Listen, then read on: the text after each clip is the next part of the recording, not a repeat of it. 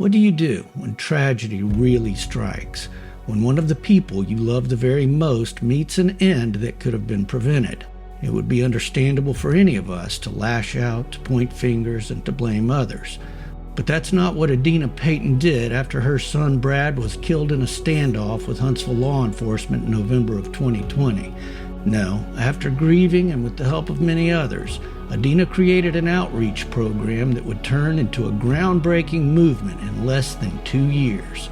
And now we have GRAMI, Getting Real About Mental Illness, an initiative created to support the very same community of first responders who experienced the tragedy of Brad's last moments. Now through this program, first responders who have suffered traumatic incidents in public service are able to seek private, confidential, licensed therapy without fear of reprisal or financial burden. And it's already making a big difference. I met Adina, sadly, the first time after her son was tragically passed. She came to me very shattered, very broken, and I think it's amazing what she has turned from a true disaster, an absolute heartbreak, into something that's helping others.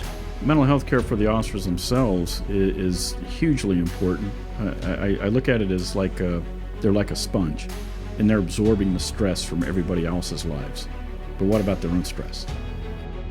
I think GRAMI is so important because, for one thing, I haven't been there to see the horrors that these first responders see.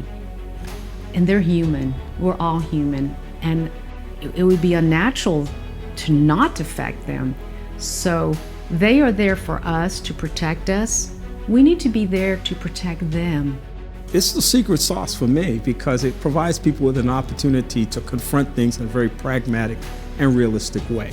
There are going to be some very difficult and dangerous situations that people have to encounter in life, whether that's on the side of law enforcement, whether that's the person in crisis, whether that's the family that's trying to provide some help and support for that person. But this is an opportunity for people to understand that in spite of darkness, there might be some light and some hope. It's not you don't have to be a rocket scientist to look at it and say, this is pretty neat. This is a good resource for our public safety. And I am honored and blessed to be involved in it in the ground floor. I mean, mental health is a crisis in this country, and it affects the people that take care of the people. In the last few years, we've recognized the fact that officer wellness is a huge component of a successful police department.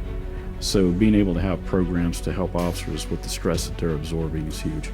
We need to see programs like this replicated in all of our communities throughout the state, having access to mental health services for our law enforcement officers and working on stigma is critical, and Adina's doing a tremendous job with that. Adina has done a tremendous job, and the word is out. GRAMI is making a difference, and momentum is building.